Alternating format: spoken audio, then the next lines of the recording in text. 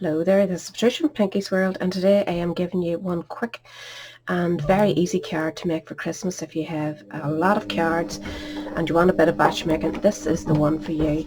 You can actually not bother with the clouds and just leave it completely white if you want. Entirely up to you. I'm going to be using Evergreen Elegance. The wee card that I'm using is a lovely wee tiny card. What did I do with you? It's just a pack of note cards. They are basic white note cards in envelopes, and they're just a tiny wee card, perfect for this Christmas, for a wee quick drop through to your neighbours. Or they're 5 inches by 3.5. If you're not going for bigger cards this year, this is the one. It's really great. I'm going to make a whole lot of these myself because I really like them, and they're just nice and neat standing on your mantelpiece or wherever you put your cards. So that's what I'm going to do with you. You can actually follow the design in on your envelope if you fancy. It's entirely up to you. So what you need to start with is your basic card, and then a piece of card just a fraction smaller. I went for 3 2/8 by 5 6/8, and it will just sit perfectly on top, and that's where we'll do your stamping and add it to the card. As simple as that. The stamps that I'm using is the large tree, and I'm going with this sentiment: may the beauty of the season bring you joy and warm memories to cherish throughout the year, which is a lovely one. Or you could go with, if it's for your neighbours or whatever, it's friends like you that make the season so wonderful. So entirely up to yourself, again, whatever suits you. But this is a lovely stamp set. I am a wee bit addicted to stamp sets that have a tray. I love trays. They're so easy to stamp with. If you're not an experienced stamper, you'll be able to do a lot. So get your piece of preferably clean card. I'm going to start with the sentiment, and for the sentiment I want to use VersaFine because it gives it a lovely crisp finish to the sentiment without having to worry too much. My biggest problem is getting it straight onto my card. So I'm just bringing it down and I'm putting the sentiment up in that corner. I'm keeping it a wee bit down and a wee bit over so it's not, totally squished, and I want to make sure that I am straight, which is hard to see when you're stamping at an angle, isn't it?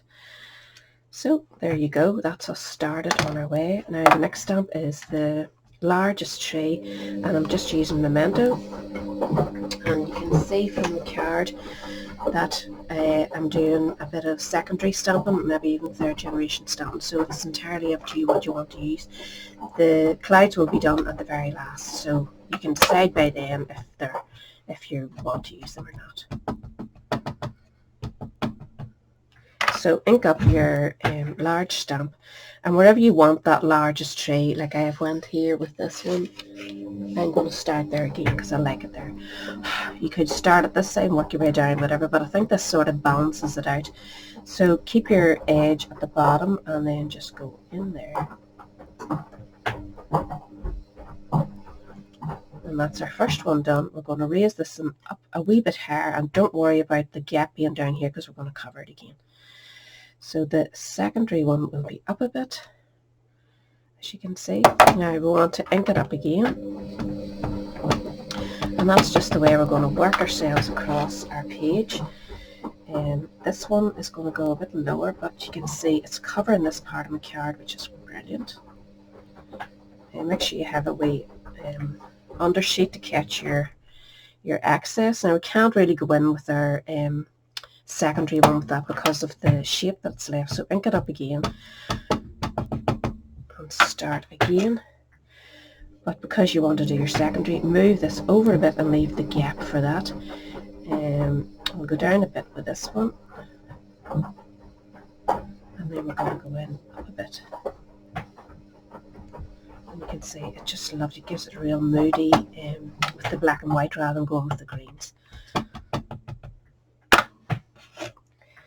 We'll go in with one more over here and we'll sort of off stamp it at the end. We may get away with this one, I'm not sure. If not, you can always go back in, never worry, because you can go back in so many times.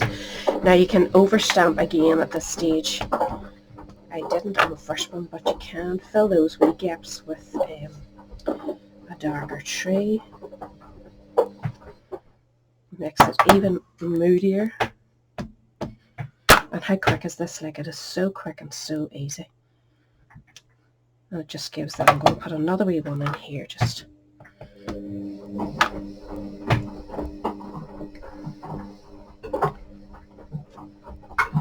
Could use this wee moody bit at the end there, just it's going off the page.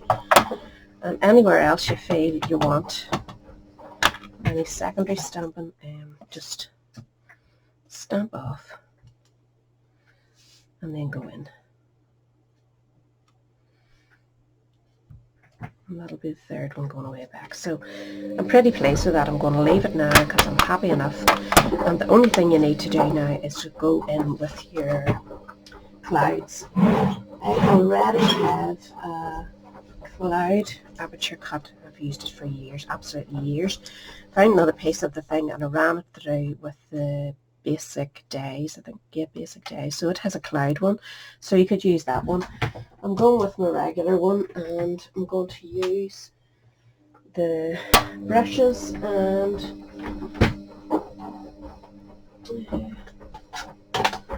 balmy blue. I think it's really nice and wintry looking, but if you want a darker sky, go for native navy or something like that. It really depends on what you want. Now, I like to see a bit of the cloud. It's going to be a bit off in this corner, so I'm going to go back in with another wee bit there. But remember, ink it up, take a wee bit of excess off, and just wee small movements. Now, lots of people do this in different ways. This is just the way I've always done it, so I stick to what I know. If it works for me, I'm happy enough. And I want to go in and just do that corner so it gets a wee bit inky looking. We can tilt it now. This is falling to bits, this one. You can also flip it over. It depends on what you want. Just decide how it looks above and go with that. I mean, you're never wrong. It always looks really nice. And it's nice to be able to go over the words too. You can see that building up nicely. Start away down here, and I may add another one in up there. See, it's just having good fun. It's very relaxing and very quick. So, in this way now.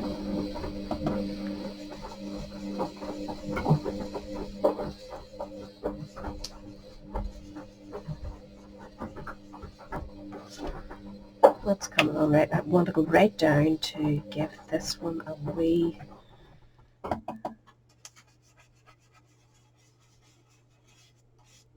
even that wee bit lighter, and that looks perfect to me. I don't want to do any more and I might ruin it.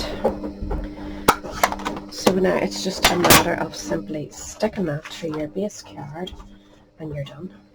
You could round the corners if you wanted to add a wee bit of more detail, but if you're going to make batch cards, just go with it. Get your favourite tree stamp, preferably the tiny ones that look Christmassy if you're doing a Christmas one, but perfect for making mail cards as well, birthday cards or sympathy cards. You know, you get a lot of uses out of tree stamps. So it's just a matter of getting that central, and then you're off.